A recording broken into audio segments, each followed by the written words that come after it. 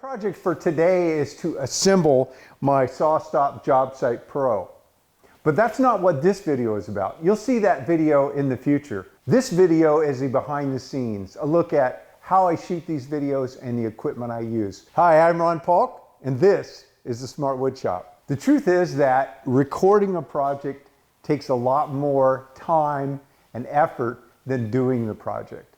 In fact, I don't record most of my projects because I just don't have time to set things up. When you're working in front of the camera, you need to be conscientious of camera angles. You need to make sure that the audio is recording.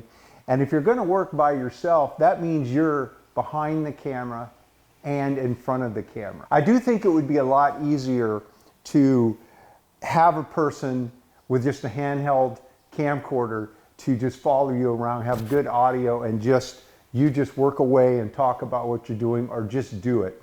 But that's not always possible. In my case, it's rarely, if ever, possible. So I've come up with ways that it works for me working solo. I have invested quite a bit of money in equipment over the years, and I'll tell you about that equipment, but it isn't actually necessary. A lot of the equipment I have is a professional grade and really doesn't benefit me a lot, because the benefit becomes having a camera operator behind the camera doing the things that the camera can do that I just can't do standing in front of it. It's not going to automatically do a nice pull or fade or a move, those kind of things, which the cameras are capable of, but they are sitting on a dumb tripod and they're kind of stuck, and I have to move around. And of course I'll move them around to get a better look at what I'm doing so that I can share it on the videos. One of my favorite ways to shoot is just with a single camera. I love these action cameras.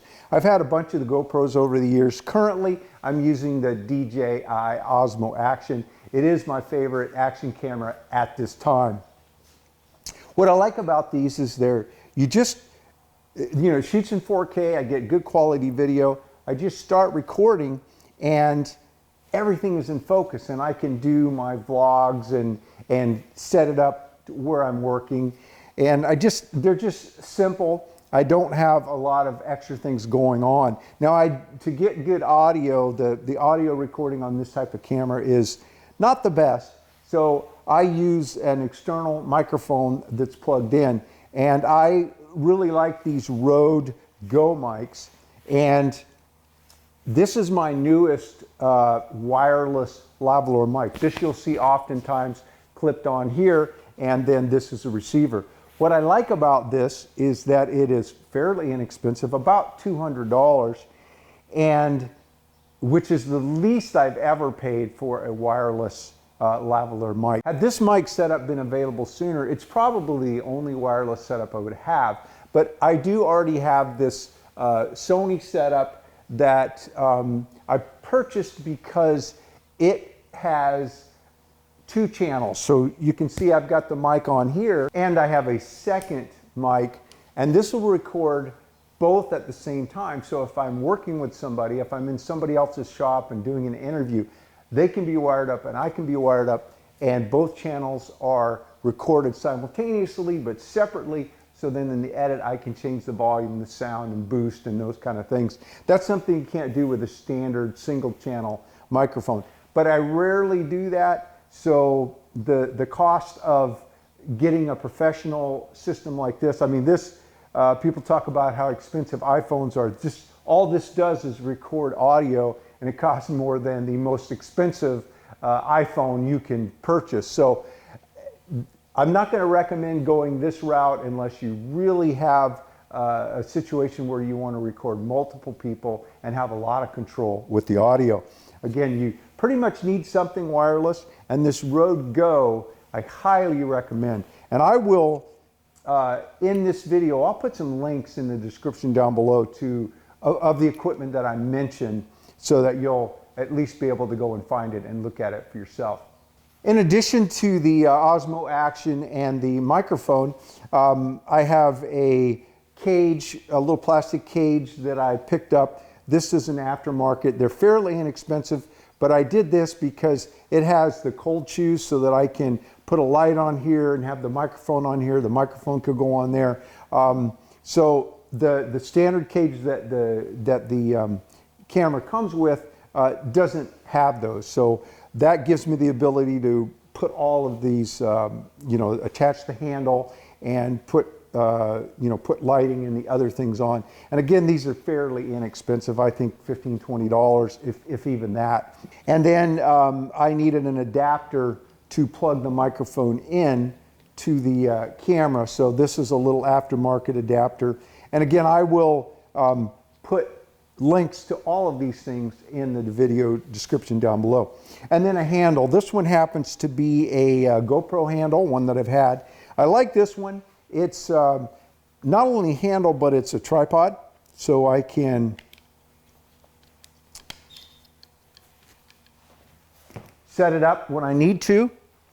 And also it works as a selfie stick, so by twisting it, I can then have it a little further away from me. And you've seen videos where I've done this, where I'm walking around and talking. It's nice to be able to get the camera further away. So this is a basic setup, but really gives me a lot of good video opportunities. And it's my favorite because it takes the least for me to think about. I'm just shooting.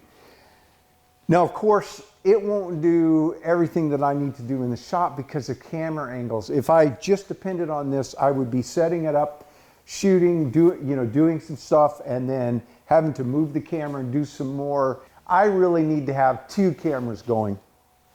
So I use camcorders. They are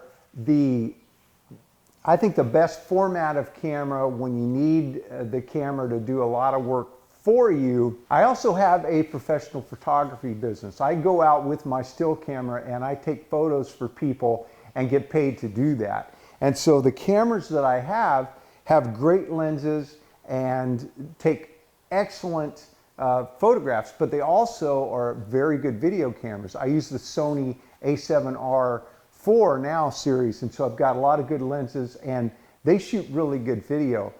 But I rarely use them for video because you really have to operate that kind of camera. It's more of a cameraman's camera, and I really have found that these camcorders, they just do everything for me behind the scenes, and that's really what I need since I don't have an operator. One of the other things that I discovered that was a lot of work in the past, I used to use a couple of these action cameras set up and record multiple video, but for some reason the files break up into these shorter files. I think in the 4K they break up to about 8 minutes. So every 8 minutes there's a new file. So with two cameras going, each one of them is creating a new file every 8 minutes. So when I go to put a video together, I have all of these files that need to be stitched together, and then because they're shooting different angles at the same time, they have to be synchronized, and it creates a lot of files that you have to sort of put together. And this type of camera just shoots one continuous recording. So as long as I don't stop and start it, I have a continuous recording. So this camera and this camera are right now both recording. And so I will take these files into my computer, and then in Final Cut, I will, using the audio, I will stitch them together so they will be synced up so I can go back and forth between cameras. So the camera that I have been talking to this whole time is actually my ceiling camera, and I'll show you that boom here in just a minute, or that crane, how I get that up. But that camera is up shooting, and then I'll have this, my main camera, shooting, and so that I can cut from that camera, this camera view to this camera view and go back and forth. It'd be nice to have a third camera, but and I can do that, and I do that once in a while, but then it gets to be really complicated when I'm in front of the camera trying to make sure that I've got the right angles. The cameras I default to for filming are these camcorders. Now, mine aren't brand new, they're at least a couple of years old. This is my main camera. This one is Sony's entry-level professional camera. It shoots 4K. It has a 1-inch sensor, so it does really good with light. It gives you very good video quality. Again, this has a big 1-inch sensor.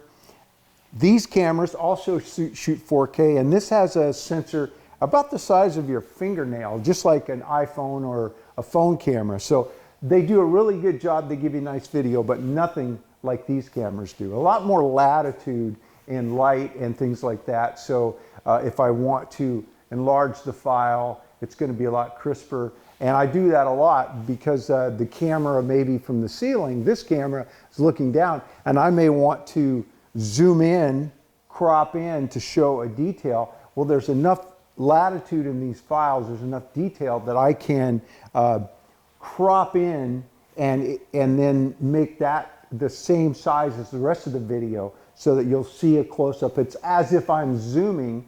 You know, I could obviously optically zoom, which would be preferred, but then that's a camera operator. So I'll set it up further away and then just crop in, and you've seen that in lots of my videos. It really helps with seeing detail. This being my main camera, it was the one that I was most interested in. The reason that I went with their professional grade, again, their entry level, they don't make a professional camera that's below this. This is the starting point. But what it gives me is microphone inputs like XLR. It gives me lots of other controls. It's a lot of the outside stuff that professional cameras have that consumer grade or prosumer grade don't have. This handle, for example, will bolt on the top, and this microphone will go on there. It'll carry a shotgun microphone or really any kind of professional microphone, and then it gives you microphone controls. And so those are the kind of things that this camera offers, along with the guts, again, being that 1-inch sensor. The camera I'm recording with is Sony's highest-end prosumer or consumer camera. And the thing is that it's a 1-inch sensor as well. It's the same guts as this camera. So these two cameras are really the same. This one just has a lot more external professional stuff. And I'm sure there's some software, firmware stuff to do with color grading, with the log files and stuff, but I don't have the time to color grade and do those things, so I leave them in the automatic mode, so I don't get a lot of advantage from that. But, you know, again, I get the exact same file with this camera and this camera, so when I match them up, they match. So when I do set the white balance or brighten or darken, all of those things, I can do it all at once across the file. Whereas when I introduce video from a different camera like this, then I have to go through and make adjustments to this file to get them to more match up with these files. So now I'm going to switch over, look at this camera, and show you that camera. So this is my B camera, my second camera, the one that when you see me shooting down from above, this is the one that's recording that. I have it on a crane. This is an 8-foot crane. I actually would like to, it's in sections of 4. I'm going to see if they offer the ability to go to 12. I could really use a longer crane so that I can get it further away and then point the camera down. You'll oftentimes see this in my video because I just don't have the ability to get it out of the frame of this camera. But all the boom does is get it up high for me, and then I can point it down and move it around. This is really designed to be operated, and you can get some beautiful shots that you'll see on television shows. But again, I don't have an operator, so I'm just setting it up static, and then I've got it on wheels so I can move it around as I'm shooting. I can perform a task, and then I can move the camera around, move this camera, and then do that task again, and then kind of cut them together so I show those different angles. But it is kind of interesting. This is a really basic tool, and they're not that expensive. It's all mechanical. I've got it on a stand with wheels, and then I've added these weights so that I balance the camera. And then there's a handle to operate the angle. So you can see if I had an operator, I could come in and get some nice moves with the crane and the camera and get some really interesting stuff. When the camera's up high looking down, I need to make sure that it's looking at the right thing. And it's really hard to see the screen and see that it's set up just right. So one of the neat things that Sony offers is built into all the Sony cameras I have, both my stills, my A7Rs, as well as these, is to wirelessly talk to either my phone or my tablet. So I've got an iPhone, I've got an iPad. I can wirelessly, without any extra equipment, download their app and then just turn it on and they'll sync up. So I could be running this camera with this or this camera with this. This one I don't need because I can see the monitor, I can point it at me and I can see what's going on. This one I can't. So I'm able to have this on there. I can stop and start the recording. I can zoom in and I can make certain adjustments. But the main thing is that I can set it up and see what's going on. And it's nice that I'm going to have an iPad or an iPhone, and probably most of the time I use my iPhone to control it. The phone screen is big enough that I can see what's going on. And if you watch carefully in a lot of my videos, you'll either see the iPad sitting there and most of the time the phone sitting there. And I'm able to glance over at it and just make sure that it's looking at the right thing from above. My YouTube channel is 10 years old and I have over 800 videos up. And I've used lots of different equipment over the years. So I just didn't run out and buy the stuff. It took years to kind of build up what I want and what I need. And this stuff is going to last me and go a long, long time. But you really don't need it. You can shoot with your phone, whether it's an Android phone or an iPhone. If it's got a good quality camera on it, you can get a mount, you can put it on a tripod. Getting a tripod and putting a couple of wheels on it, you can get those online for very inexpensive, and you could set up your camera and you can just move it around and have the screen facing you so you can see what it's seeing. So it's your monitor, it's your camera. And if you are using your phone and you want to have better audio, then these Rode Go mics, the very same one I use for this and that I could use for these, will also work for your phone. The only thing is the cable that they come with will not work with the phones. They have the plug-in, it's a different type of plug-in on one side. So there's an optional cord, I think they're $7 or $8, but you'd buy that cord and that's all you need, and then you could plug that into your phone and have this on and get really good audio quality. Have your iPhone set up, you know, on a tripod. You can see the screen and you can just move it around. And then occasionally when you needed to do something in close, you could just take the phone off and do that. If you want to record what you do in the wood shop and share it with the world on YouTube, you can go out and get all of this sophisticated fancy gear or just use your phone. The most important thing is what you do in front of the camera. It's the techniques and tips that you share. Now I'm going to put this gear to work while I build my new SawStop Job Site Pro Saw. If you like these videos, be sure to give me a thumbs up and subscribe. And remember to ring the bell so you'll know when I drop that new video. Also at thesmartwoodshop.com, we have an Amazon store, Ron's store. If you go there and you use those links to purchase anything from our store, Amazon will share a little bit with us without charging you any extra, which helps support this channel. Thanks for dropping into the Smart Wood Shop. Stay safe and have a great day.